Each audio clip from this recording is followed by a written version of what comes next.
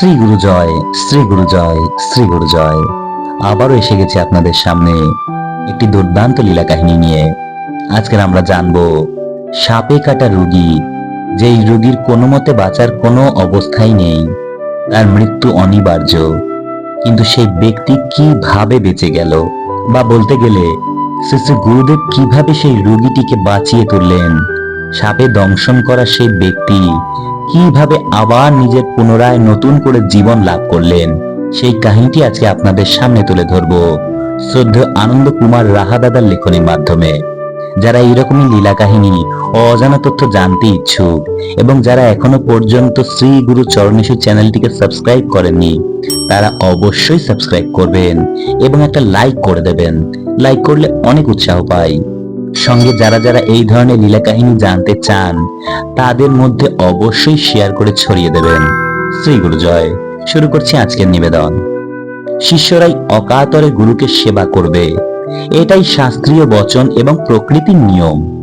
সব শিষ্যই জানেন, গুরুকে মন প্রাণ ঢেলে সেবা করে সন্তুষ্ট রাখতে পারলেই তার মুক্তির পথ সুগম হয়ে উঠবে। তাই তো বলেছে তমেব মাতা চ পিতা তমেব, শাস্ত্রীয় বিধি। আমরা শিষ্যরা সকাল সন্ধ্যায় প্রার্থনা সাধারণত করে থাকি এবং বলে থাকি, সন্তানের প্রতি পিতা মাতার কর্তব্য আমরা ওয়াকিবহাল। কিন্তু আমরা অনেকেই ঠিকভাবে জানি না যে একজন সদ্গুরু তার শিষ্যের জন্য কতটা চিন্তা ভাবনা করতে এবং দুঃখ কষ্ট যন্ত্রণা ভোগ ও ত্যাগ স্বীকার করতে পারেন। কোন ব্যক্তিকে দীক্ষা দিলে তার ভালো মন্দ দায়ভার গুরুর উপরই বর্তায়, কথাটাও চালু আছে। আমাদের পরমারাধ্য গুরুজি আচার্য পরমহংসদেব তার নরলীলায় হাজার হাজার শিষ্য ভক্তের রোগ ব্যাধি দুঃখ কষ্ট তার ঐশ্বরিক শক্তি প্রয়োগে লাঘব করার সাথে সাথে মানসিক তনু পিতামাতার ন্যায় আশ্রিত জনের বিপদে ঝাঁপিয়ে পড়ে অক্লান্ত পরিশ্রমে সেবা শুশ্রূষার মাধ্যমে সুস্থ করে তুলেছেন। এরকম অজস্র ঘটনা প্রবাহের সাক্ষী রয়েছে প্রকৃতি দেবী এবং শিষ্য সহ অনেক সাধারণ মানুষও। পলাশী গিরিধারী আশ্রমের এলাকা বেশ কিছু একর জমি নিয়ে বিস্তৃত। আশ্রম এলাকার অনেকটাই পূর্ব দিকে ঝোপ জঙ্গল ও বাগানের জন্য অনাবাদি থাকত। আশ্রমে একজন যুবক আশ্রমিক থাকত, তার নাম হরিপদ। ছেলেটি পূর্ব পাকিস্তানের। ভারতে এসে তেমন সুবিধা করতে না পেরে আমাদের আশ্রমেই ওঠে এবং গুরুদেব তাকে আশ্রমে থাকার অনুমতি দিয়ে দেন। শিক্ষা দীক্ষা তেমন না থাকলেও হরিপদ অত্যন্ত কর্মঠ যুবক হওয়ায় গুরুদেব তাকে গোমাতা সেবার দায়িত্ব দিয়ে দেন। তার কাজ কর্মে গুরুদেব অত্যন্ত প্রীত হন এবং তাকে ভালোবেসে তার লেখা পড়ার ব্যবস্থাও গ্রহণ করেন।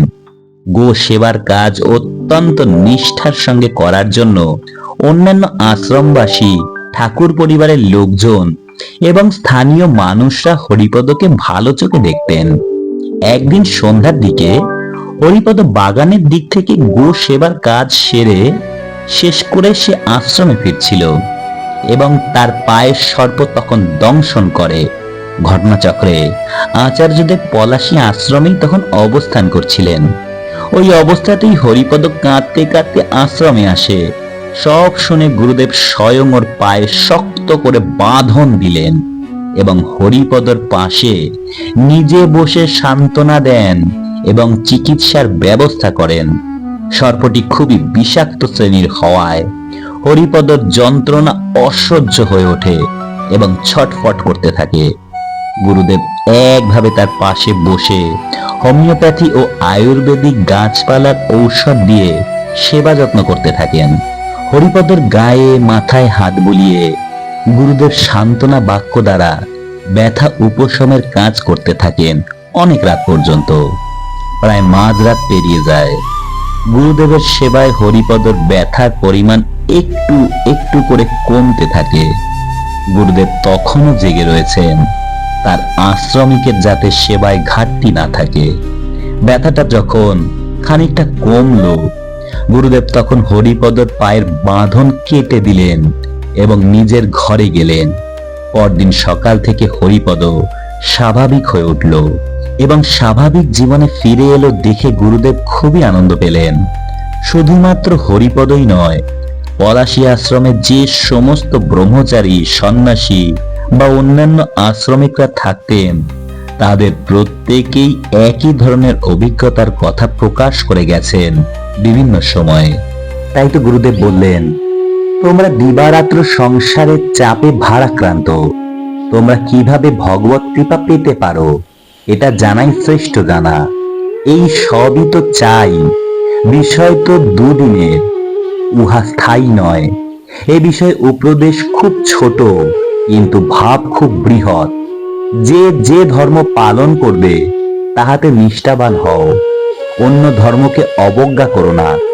সংসারের প্রতিটি কাজ শ্রী ভগবানের সেবা বলে মনে করতে থাকো।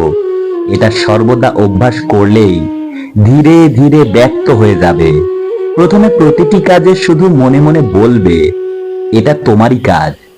এইরূপ বলতে বলতে দেখবে সকল ভয়, সকল সংশয় দূরে যাবে, আসবে এক অনির্বচনীয় আনন্দ।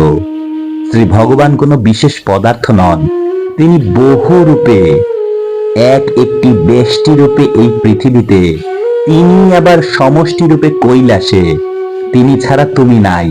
তুমি ফুল, তোমার অন্তরের ফল তিনি। আবার ফুল রূপে ভোক্তা হয়ে ফল রূপে ভগবানকে ভোগ করছো তুমি। শ্রী ভগবান তোমার অণুতে পরমাণুতে আবদ্ধ, যা কিছু তারই পূজা। নিজেকে তারই দাস, তারই কর্মে নিযুক্ত, সর্বদা এইরূপ ভাববে। এইভাবে সংসারে ইষ্টের সেবা করলে সত্তর ভগবত সাক্ষাৎ হয়। ঋষিগণ ধ্যানের মধ্যে যে শ্রী ভগবানের রূপ মাধুরীর বর্ণনা দিয়েছেন, তোমরাও ঋষির নির্দিষ্ট পথে ভাব মূর্তির দর্শন পেলেই সব পাবে। পূর্ণকে পেতে হলে ভাবের পূজা চাই, তার সঙ্গে সঙ্গে সমস্ত কর্ম তারই কর্ম বলে করা চাই। তবেই পাবে দর্শন, তবেই হবে ভব বন্ধন মোচন। মনের দ্বারা শ্রী ভগবানের স্বরূপ উপলব্ধি প্রকৃত নির্মল ও পবিত্র সুখ। তোমরা মন প্রাণ পবিত্র করিয়া সচ্চিদানন্দ ভগবানের নাম রূপ চিন্তা করো আর মুখে তাহার জয় উচ্চারণ করো।